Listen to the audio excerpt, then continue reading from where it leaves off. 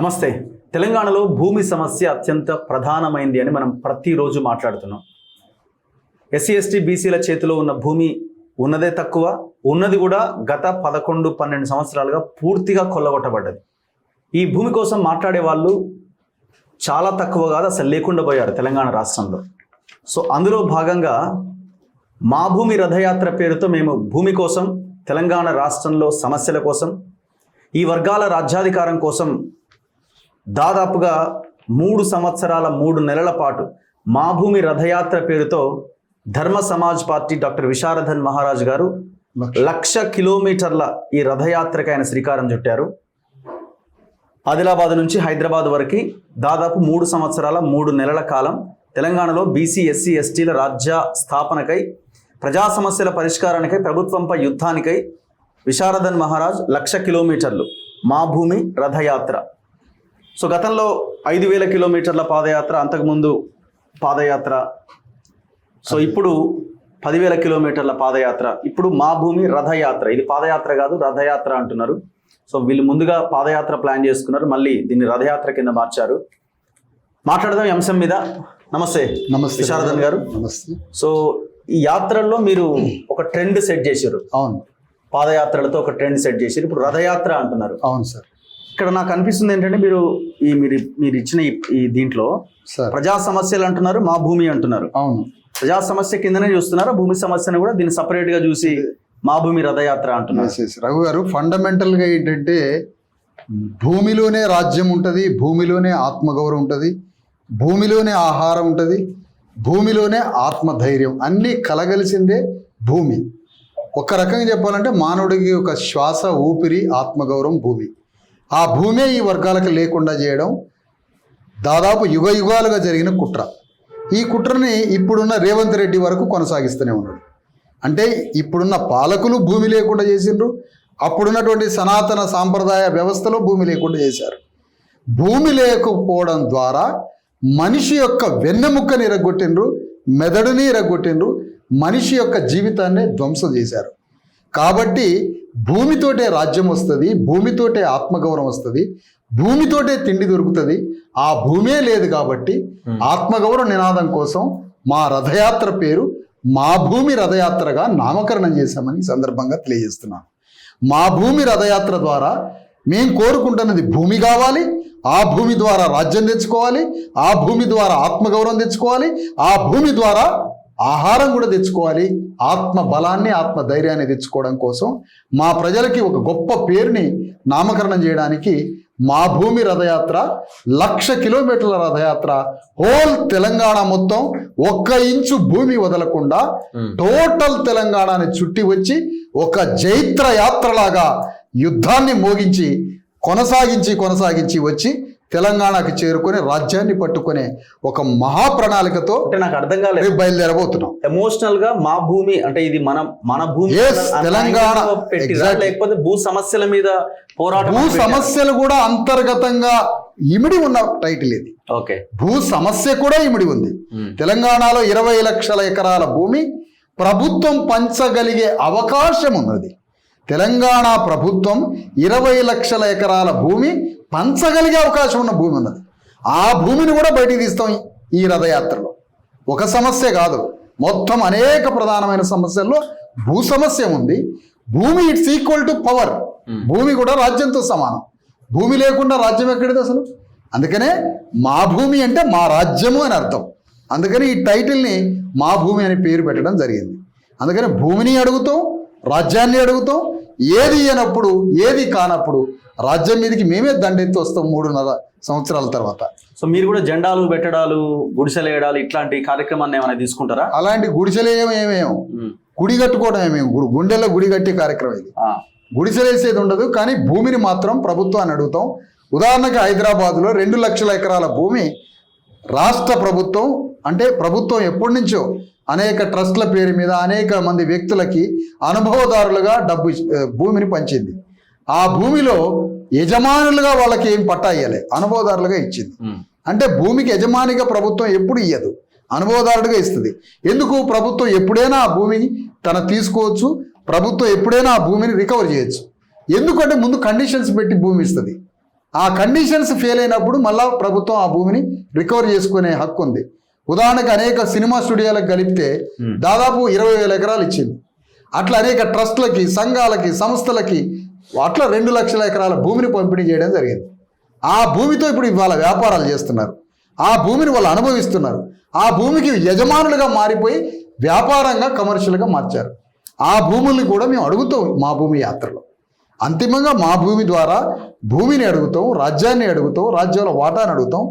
మరీ ముఖ్యంగా తెలంగాణ ప్రభుత్వాన్ని ఎన్నో ఆశలు పెట్టుకొని తెలంగాణ ప్రభుత్వాన్ని, ఇప్పుడున్న కాంగ్రెస్ ప్రభుత్వాన్ని 3.5 కోట్ల మంది ప్రజలు ఆశీర్వదించి ఆ ప్రభుత్వాన్ని తెచ్చుకుంటే ఈరోజు ఆ ప్రభుత్వం ద్వారా తెలంగాణ ప్రజల యొక్క జీవితం విధ్వంసమై సర్వనాశనమైంది. ఇప్పుడు నా పాయింట్ ఏంటంటే, విశారదన్ పాదయాత్రల ద్వారా సమాజానికి మంచి విషయాలు చెప్పగలుగుతున్నాడు, జ్ఞానాన్ని ఇవ్వగలుగుతున్నాడు, అంతవరకు బాగానే ఉంది. కానీ పొలిటికల్గా మీరు ఏం రాణిస్తున్నారు మీ పార్టీ పెట్టిన తర్వాత?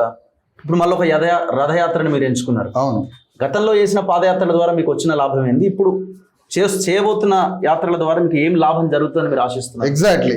మేము వాస్తవానికి మీరు అన్నట్టుగా పొలిటికల్ డైనమిజం అంటే ఖడ్గం జులిపించి అపోజిట్ పార్టీల గుండెల్లో ఖడ్గాన్ని దింపే డైనమిజం మీకు కనిపించకపోవచ్చు. ఆ డైనమిజం ఎప్పుడు కనిపిస్తుంది? పార్టీ పెట్టి మేము 1.5 సంవత్సరం అయింది. పార్టీ పెట్టిన 1.5 సంవత్సరాలకి మధ్యలో ఎన్నికలు వచ్చినాయి. మేము కత్తి నూరే పనిలో ఉన్నాం కానీ కత్తితో యుద్ధం చేసే పనిలో లేము. మీకు కావాల్సిన పొలిటికల్ డైనమిజం, పొలిటికల్ యుద్ధం, ఖడ్గాన్ని జులిపించే మీరు కోరుకునే ఆ పొలిటికల్ డైనమిజం విశారదన్ ఏంటో రేపు నా రథయాత్రలో 1,00,000 కిలోమీటర్ల రథయాత్రలో Telangana BC SC ST rights and రాజ్యాధికార సాధన చేసి ధర్మ సమాజ్ పార్టీ సంయుక్తంగా ఖడ్గాలు తీసుకొని బయలుదేరబోతుంది. ఆ ఓటు ఖడ్గంతో మా డైనమిజం ఏంటో, మా ధైర్యం ఏంటో, మా పొలిటికల్ ఎనర్జీ ఏంటో, మా పవర్ హౌస్ ఏంటో మీకు చూపిస్తాం రేపటి రథయాత్రలో. మీరు ఎక్కడో ఆదిలాబాద్ లో యాత్ర చేస్తున్నారు. అవును. హైదరాబాద్ లో ఇష్యూ ఉన్నది. అవును. ఎక్కడ మీరు చేయగలుగుతారు? ఎట్లా యాత్ర వారంలో ఒక్కరోజు మళ్ళీ తెలంగాణలో ఏదో ఒక దగ్గరికి కేటాయిస్తాం. వారంలో ఒక్కరోజు తెలంగాణలో ఏదో ఒక ప్రాంతానికి వస్తాం. వారంలో 5 నుంచి 6 రోజులు యాత్రలోనే ఉంటాం. ఆ విధంగానే 3 సంవత్సరాలు 3 నెలలు ప్లాన్ చేసుకుంది. ఆ విధంగానే ఇప్పుడు చూడండి ఎట్లా జరుగుతుందో యుద్ధం. బోధ చేయడం కాదు, సామాజిక సాంస్కృతిక ఉద్యమ నిర్మాణం చేసినప్పుడు అది టీచింగ్ లాగానే ఉంటుంది. ఎందుకంటే టీచర్స్ మేమే, పొలిటీషియన్స్ మేమే, వారియర్ల మేమే, ఫిలాసఫర్ల మేమే. మా దాంట్లో ఏమైనా లెగసీ ఉందా? ఒకరు బోధించి ఒకరు కత్తి తీసుకొని యుద్ధం చేయడానికి, కత్తి తయారు చేసేది మేమే, నూరేది మేమే, టీచింగ్ మేమే, యుద్ధం మీరే, అన్నీ మేమే చేసుకోవాలి. కాబట్టి ఆ డైనమిజం లోపం మీరు ఏదైతే కనిపించిందో ఆ డైనమిజం చూపిస్తాం మీకు రేపటి యాత్రలో. అందుకని తెలంగాణ ప్రభుత్వాన్ని పరిపాలించే ముఖ్యమంత్రి రేవంత్ రెడ్డి కులగణన అనే ఉరితాడుని ఆయన మెడకే బిగించి హైదరాబాదులో రేవంత్ రెడ్డి ప్రభుత్వాన్ని ఊరిదీసి చూపిస్తారు గారు. మీకు అమలు చేసినాక మీరు ఊరు ఎక్కడ వేస్తారు? ఇంకా ఏమి అమలు చేసి మీకు పడుతుంది అమలు చేయడము. రాజ్యములో కులగణన అమలు చేయడం అంటే రేవంత్ రెడ్డి రాజీనామా చేసి తెలంగాణ కులగణనలో ఏ కులమైతే అత్యధికంగా ఉందో, ఏ కులమైతే అత్యధికమైన పేదరికంలో ఉందో ఆ కులానికి, ఆ కుల వర్గాలకి రాజ్యాన్ని ఒప్పచెప్పాలి. మన తెలంగాణలో లెక్కల్లో భూమి సంపద రాజ్యం ఉన్నది రెడ్డి కులం దగ్గర అని తేలిపోయింది. మొన్న కులగణనలో భూమి రాజ్యం సంపద వెలమల దగ్గర ఉందని తేలిపోయింది. భూమి రాజ్యం సంపద లేనిది బీసీల దగ్గర ఉందని తేలింది. భూమి రాజ్యం సంపద తెలంగాణలో బీసీ ఎస్సీ ఎస్టీల దగ్గర లేదు, ఈ జనాభా 80% ఉందని తేలినప్పుడు రాజ్యం రేవంత్ రెడ్డి ఎవరికి ఇవ్వాలో వెంటనే బీసీ ఎస్సీ ఎస్టీలకు ఒప్పచెప్పాలి. అది కులగణన సిద్ధాంతం అమలు చేయడం అంటే. కులగణన సిద్ధాంతం అమలు చేయడం అంటే తనను రాజీనామా చేయమంటున్నాం, రాజీనామా చేసి ఆ ముఖ్యమంత్రి సీటుని అణగారిన వర్గాలకి ఒప్పజెప్పి పుణ్యం చేసుకోమని అంటున్నాం. కానీ ఇప్పుడు పాపం చేస్తున్నాడు రేవంత్ రెడ్డి. ఎందుకంటే కులగణన తీర్పిచ్చింది. కులగణన అనేటువంటి లెక్కల ద్వారా లెక్కలు క్లియర్ అయ్యాయి. లెక్కలు క్లియర్ అయినప్పుడు మళ్ళీ రాజ్యం నీ దగ్గర ఎట్లుంటది? 5% దగ్గర. ప్రెస్ మీట్ లో రియల్ ఎస్టేట్ బ్రోకర్ అన్నారు. ఎగ్జాక్ట్లీ. ఎట్లా మాట ఎట్లా? ఇప్పుడు నేను ఒక మాట అంటున్నా సార్. ఇప్పుడు తెలంగాణ ముఖ్యమంత్రి యొక్క వృత్తి ఏంటి? తెలంగాణ ముఖ్యమంత్రి ఒక రియల్ ఎస్టేట్ బ్రోకర్. అతను భూములు అమ్మకాలు కొనుగోలు చేసినటువంటి ఒక బ్రోకర్. తెలంగాణ భూగోళం మొత్తం, భూమి మొత్తానికి ముఖ్యమంత్రి అయినప్పుడు తెలంగాణ భూమిని ఆయన ఏం చేస్తున్నాడు? తెలంగాణ బోకర్గిరి చేస్తున్నాడు. తెలంగాణ రియల్ ఎస్టేట్ చేస్తున్నాడు. ఫ్యూచర్ సిటీ దేనికోసం, ఎవరి కోసం, ఏ పాలకవర్గం కోసం? రెడ్డి రావులు రాజ్యంతో తులతూగడానికి రెడ్డి రావుల ఫ్యూచర్ సిటీ అది. ఆ ఫ్యూచర్ సిటీలో అణగారిన వర్గాలకు 100 గజాల స్థలం ఉందా? లక్షల మంది నిరుపేదలు హైదరాబాద్లో తలదాచుకోవడానికి గుడిసె లేదు, బతకడానికి తిండి లేదు, ఉండడానికి నివాసం లేదు కదా. ఫ్యూచర్ సిటీ దేనికి? ఏ ప్రజలు అడిగారు? ఎవరి కోసం అది నిర్మిస్తున్నారు? వైద్యానికి పైసలు లేవు, విద్యకి పైసలు లేవు, తిండికి పైసలు లేవు, రాజ్యం నడవడానికి పైసలు లేవు. ఫ్యూచర్ సిటీ అనేటువంటి దేనికోసం అడుగుతున్నాం మేము. అందుకనే రేవంత్ రెడ్డి పక్కా రియల్ ఎస్టేట్ బ్రోకర్. ఆయన ద్వారా రియల్ ఎస్టేట్ వ్యాపారం జరుగుతుంది తప్ప పరిపాలన జరగట్లే. ఆయన రాజనీతిజ్ఞుడైతే రేపటి బడ్జెట్లో, నేను క్షమాపణ అడుగుతాను మీడియా ముందు, రేపటి బడ్జెట్లో తెలంగాణలో విద్యారంగానికి 30% నిధులు కేటాయించండి, వైద్య రంగానికి 30% నిధులు కేటాయించండి, తెలంగాణలో ఉన్న భూమిని మొత్తం పంచండి, ఫ్యూచర్ సిటీ మొత్తం ఏర్పాటు చేసి ఆ ఫ్యూచర్ సిటీని అణగారిన వర్గాలకు ఒప్పచెప్పండి. తెలంగాణలో 1 కోటి మంది బీసీ ఎస్సీ ఎస్టీ యువత పని లేకుండా బతుకుతున్నారు. ఆ 1 కోటి మంది బీసీ ఎస్సీ ఎస్టీ యువతకి 30% బడ్జెట్ని కేటాయించి వాళ్ళకి ఉపాధి అవకాశం కల్పించండి. ఇదే మీడియా ముందు ఆయన బ్రోకర్ కాదు, రాజనీతిజ్ఞుడు, అంబేద్కర్ రాజ్యాంగాన్ని అనుసరించే పొలిటీషియన్ అని, స్టేట్స్ మ్యాన్ అని నేను ఒప్పుకుంటాను. అది చెయ్యనంత వరకు రియల్ ఎస్టేట్ బ్రోకరే రేవంత్ రెడ్డి. అంతకుముందు ఉన్న ముఖ్యమంత్రి రియల్ ఎస్టేట్ బ్రోకరే, ఇప్పుడున్న ముఖ్యమంత్రి రేవంత్ రెడ్డి బ్రోకరే. మేము రాజ్యానికి వస్తే స్టేట్స్ మ్యాన్గా, రాజనీతిజ్ఞుడుగా మేము అంబేద్కర్ మార్గంలో మేము పరిపాలిస్తాం. రేపు పాదయాత్ర, మీ రథయాత్ర మొత్తం టార్గెట్ రేవంత్ రెడ్డి కాంగ్రెస్ గవర్నమెంట్ మీదేనా? 100%. గడిచిన ప్రభుత్వాన్ని సమీక్షిస్తాం, గడిచిన వెలమ రాజ్యం చేసిన తప్పుల్ని క్షమిస్తాం, గడిచిన వెలమ రాజ్యం చేసిన పరిపాలనలో జరిగిన అవకతవకల్ని మొత్తం బయటికి మాట్లాడతాం. ఇప్పుడు రేవంత్ రెడ్డిని నడి రోడ్డు మీద 12,000 గ్రామాల్లో, 600 మండలాల్లో, 33 జిల్లాల్లో, తెలంగాణ భూమి మొత్తంలో ప్రతి ఇంచు దగ్గర రేవంత్ రెడ్డిని దోషిగా పోర్ట్రేట్ చేస్తాం. రేవంత్ రెడ్డికి కులగణన అనే తాడుని ఉరితాడుగా బిగించి నడి బజార్లో ధర్మ సమాజ్ పార్టీ రాష్ట్ర అధ్యక్షుడిగా ఉరిదీసి ఆ పీఠాన్ని ఖాళీ చేపించి ఆ రాజ్యాన్ని బీసీ ఎస్సీ ఎస్టీలకి ఒప్పజెప్పిన దాకా నిద్రపోను. నా పోరాటం ఏంటో మీకు చూపిస్తా. చూడండి, మీరు రేపు ఏప్రిల్ 14 బాబాసాహెబ్ అంబేద్కర్ జయంతి నుంచి ఆదిలాబాద్ లో బయలుదేరబోతుంది. రియల్ ఎస్టేట్ బ్రోకర్ అనే పదాలు వాడుకుంటే వెళ్తే మీ యాత్రను అడ్డుకునే అవకాశం కూడా ఉండొచ్చేమో. యాత్రని అడ్డుకుంటే తెలంగాణలో బీసీ ఎస్సీ ఎస్టీల మా సంఘాలు, మా కార్యక్రమం మొత్తం ఏం జరగబోతుందో చూస్తాం, ఏం జరుగుతుందో చూస్తాం. తీసుకుపోయి జైల్లో పెట్టమనండి, నన్ను చెంచల్ కూడా జైల్లో పెట్టమనండి. 3 కోట్ల మంది జైల్ని బద్దలు కొట్టి నన్ను బయటికి తీసుకొని వస్తారు. అది జ్యుడిషియరీ ద్వారానా, లీగాలిటీ ద్వారానా ఏందో చూస్తారు. ఈ పరిపాలన ఏ ప్రజలన్నా సాటిస్ఫై అవుతున్నదా? రేవంత్ రెడ్డిని ఒకటే మాట్లాడుంటున్నాం, నువ్వు యువకుడివి, పరిపాలనలోకి వచ్చినావు, ముఖ్యమంత్రి అయినావు, ఏం ట్రాన్స్ఫార్మ్ కావాలా? కాన్స్టిట్యూషన్ సోల్తో నీ సోల్ నిర్మాణం కావాలా? కాన్స్టిట్యూషన్ ఏం చెప్తున్నది? నీ నాయకుడు ఏం చెప్తున్నాడు? నీ నాయకుడు ఏదో బోధ చేసిండు, బోధ ప్రకారం ఏం చేయాలి? కాన్స్టిట్యూషన్ ప్రకారం తెలంగాణ గడ్డ మీద 3.5 కోట్ల మందికి సంపదను పంచాలా, రాజ్యంలో భాగస్వామ్యాన్ని ఇవ్వాలి, విద్యా వైద్యానికి ఉపాధికి ఖర్చు పెట్టాలి, లా అండ్ ఆర్డర్ పర్ఫెక్ట్ చూడాలి, ప్రజలందరూ సుఖశాంతులతో ఆనందంగా బతకాలి. దీనికోసం ఒక్క విప్లవాత్మకమైన ఒక్క పథకాన్ని, ఒక కార్యక్రమాన్ని రేవంత్ రెడ్డి వచ్చిన కాడి నుంచి ఒక్క రెవల్యూషనరీ ఒక ప్రోగ్రామ్ మీరేంటో చెప్పండి. ఇప్పుడు బస్ ఎక్కడమా? ఇప్పుడు పార్టీ పెట్టి 1.5 year తర్వాత ఒక్క ధర్నా చేయలే కదా మీరు? ఏ ధర్నా? ఒక్క ముట్టడి కార్యక్రమం ఏమైనా చేయలే కదా? అసెంబ్లీ ముట్టడో లేకపోతే ఇంకో కార్యక్రమం, రకమైన ప్రయత్నం ఎక్కడ చేయలేదే? 100% కార్యక్రమాలు చేసినాం. ఎన్నో కార్యక్రమాలు ఇందిరా పార్క్ ముందు చేసినాం, ఇప్పుడు చేయబోతున్నాం.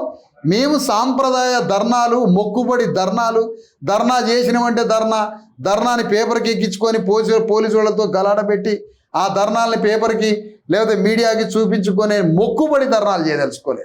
రాజ్యం వచ్చిందాక యుద్ధం చేసే, ప్రజల గుండెల్ని ట్రాన్స్ఫార్మ్ చేసే ఒక లాంగ్ టర్మ్ మూమెంట్ చేసినాం. కాన్షీరామ్ బజార్లో పడి ధర్నాలు ఏం చేయలేదు. అదే సమయంలో ధర్నాలకు ఏం వ్యతిరేకం కాదు, ధర్నాలు సంఘటనల రీత్యా చేస్తూనే ఉంటాం. కానీ మేము స్పష్టంగా చెప్తున్నాం, ఇప్పుడున్న ప్రభుత్వం ఇది ప్రభుత్వం కాదు, ఇది ప్రజా వ్యతిరేక ప్రభుత్వం, ఇది బీసీ ఎస్సీ ఎస్టీలకి వ్యతిరేక ప్రభుత్వం. ఇందులో అణగారిన వర్గాలకి స్థానం లేదు. చూపిస్తున్నది అంతా ఎస్సీ ఎస్టీ బీసీ దళారులు మాత్రమే. ఇది పక్కా రెడ్డి రాజ్యం. మొన్నటిదాకా వెలమ రాజ్యం, ఇప్పుడు నడుస్తున్నది రెడ్డి రాజ్యం. దీన్ని ప్రశ్నించేటువంటి వాళ్ళు పాలక వర్గాలనే కొన్ని ప్రతిఘాతక శక్తులు ఉన్నాయి. వాటి వల్ల ఎటువంటి ఉపయోగం ఉండదు. బయట నుంచి రెవల్యూషనరీగా మేము బయలుదేరుతున్నాం. మీరు అంటున్నారు కదా రేవంత్ రెడ్డి నేను అరెస్ట్ చేస్తాడు, బొక్కలో వేస్తాడు లోపల పెడతాడు అంటనగా ఛాలెంజ్ చేస్తున్నా ప్రభుత్వాన్ని. ఏమనని నన్ను జైల్లో, నన్ను పెట్టమనని జైల్లో, నన్ను చెంచలగూడలో పెడతారో చెర్లపల్లిలో పెడతారో పెట్టమనండి. అప్పుడు చూపిస్తాం మా శక్తి ఏంటో, మా ప్రజా ఉద్యమం ఏంటో, మా నిర్మాణం ఏంటో చూపిస్తాం. 10 మంది లేని సంఘాలు బెదిరిస్తున్నాయి, కానీ ఇవాళ మా సంఘం ఏంటో, మా శక్తి ఏంటో నేను మీకు చూపిస్తా. ఎంత మీ సైన్యం చూస్తారు కదా రేపు. మీరు అనేక సభలకు వచ్చి ఏ సైన్యం చూడలేదు, మీరు ఏ సభలో మా సైన్యాన్ని చూడలేదు. 10 మందితో కుల సంఘాలు చూసిండ్రు, 20 మందితో సంఘాలు చూసిండ్రు, లక్షల మంది సభల్ని మీరు చూసిండ్రు, నా యాత్రను చూసిండ్రు. మా శక్తి ఏంటో మీరు చెప్పాలి మరి. అందుకని వదిలేకొచ్చినా లేదు. ఇది యాత్రకు ముందు మాట్లాడే గాంభీర్యతనా లేకపోతే యాత్రలో కూడా కనబడుతుందా ఇదేమో? అసలు నేను ఎప్పుడూ గాంభీర్యతే. మా ఉద్యమ తత్వము గాంభీర్యతే, మా ఉద్యమ కార్యకర్తలు గాంభీర్యతే, అన్ని గాంభీర్యతే. నేను మళ్ళీ చెప్తున్నా రఘు గారు, తెలంగాణ గడ్డ మీద రేవంత్ రెడ్డితో యుద్ధం చేయగలిగే దమ్ము, ధైర్యం, సత్తా ఉన్న ఏకైక ఉద్యమం, ఏకైక నాయకత్వం మా party Telangana BC SC ST JAC joint action కమిటీగా నన్ను ముందు పెట్టి, నాతో ఉన్న సహచర నాయకత్వం ముందు పెట్టి చేయబోతున్నాం. ఒక దళిత వాదం, బీసీ వాదం కలగలిపిన వాదం మాది. మొత్తం డివైడ్ అయిపోతుంది కదా. ఏం డివైడ్ అయిపోతుంది? కొంతమంది బీసీ అంటున్నారు, కొంతమంది దళిత సంఘాలు దళిత, బీసీ సంఘాలు బీసీ, ఎవరికి వాళ్ళుగా మూవ్మెంట్ తీసుకొస్తున్నారు కదా. నేనేమంటే ఒక దగ్గర కన్సల్టేట్ అయితే కదా. నేనేమంటానంటే రఘు గారు, బీసీ వాదం అంటే ప్రత్యామ్నాయ రాజకీయ వేదికతో కూడినదే బీసీ వాదం. ప్రత్యామ్నాయ అగ్రవర్ణ సామాజిక రాజకీయాలకి భిన్నంగా, అభిముఖంగా ఆల్టర్నేటివ్ పాలిటిక్స్ చెప్పాలి. ఆల్టర్నేటివ్ పాలిటిక్స్ చెప్పకపోతే అది బీసీ వాదం మిథ్య అయి కూర్చుంటుంది. బీసీ వాదం సంపూర్ణంగా విజయవంతం సాధించాలంటే బీసీ వాదం అంతర్గతంగా బీసీలతో చేసుకోవాలి. బీసీ వాదం అంతర్గతంగా చేసుకోవాలి. బహిరంగంగా వచ్చి బీసీ ఎస్సీ ఎస్టీలు ఒకటి కావాలి. దయచేసి అర్థం చేసుకోండి సార్. ఇప్పుడు ఒక ముదిరాజులు ఉన్నారు, తమ ముదిరాజులని జాగృత పరుచుకోవాలి, గొల్లల్ని జాగృత పరుచుకోవాలి, గౌండ్లోళ్ళని జాగ్రత్త పరుచుకోవాలి. తమ అంతర్గత కుల సంఘంలో తమ అంతర్గతంగా బీసీలని జాగృత పరుచుకోవాలి. కానీ బయటకు వచ్చి బీసీలు, ఎస్సీలు, ఎస్టీలు 3 వర్గాల సహబాధిత వర్గం అంతా ఏకం కాకుండా పీడిత వర్గం నుంచి, బాధిత వర్గం నుంచి ఒక్క బీసీలే సపరేట్గా రాజ్యానికి ఎట్లా వస్తారు? అసంభవము, అసంపూర్ణము, అది లక్ష్యం చేరని మాట. బీసీ వాదం చేయాల్సిందే. నేను మళ్ళొక్క క్లారిటీ ఇస్తున్నా. బీసీ వాదం జరగాలి, కానీ బీసీ వాదం ఎప్పుడు?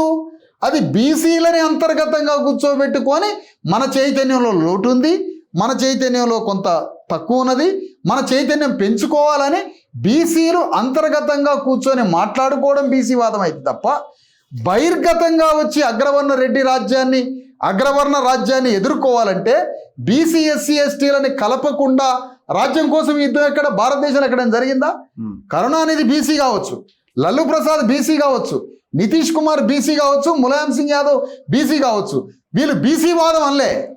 నితీష్ అయినా, లల్లు ప్రసాద్ అయినా, ములాయం సింగ్ యాదవ్ అయినా, కాన్షీరామ్ గారైనా, కరుణానిధి వాళ్ళు చేసిన యుద్ధం బీసీ ఎస్సీ ఎస్టీలు 3 బాధిత వర్గాలని ఏకం చేసి 3 బాధిత వర్గాల సమీకరణతోటి మాత్రమే అగ్రవర్ణాల మీద యుద్ధం చేసిండ్రు. బీసీ వాదానికి దళిత వాదం కలగకపోతే బీసీ వాదం మిథ్య మాత్రమే. ఇది మీకు సెలవిస్తున్న కార్యక్రమం. Anyway, thank you very much. చూద్దాం, మళ్ళీ కలుద్దాం. యాత్ర ముందు మరో ఇంటర్వ్యూతో కలుద్దాం. సో ఇది విశారదన్ మహారాజ్ గారితో స్పెషల్ ఇంటర్వ్యూ మా భూమి రథయాత్ర మీద. చూస్తూనే ఉండండి మన తొలి వెలుగు.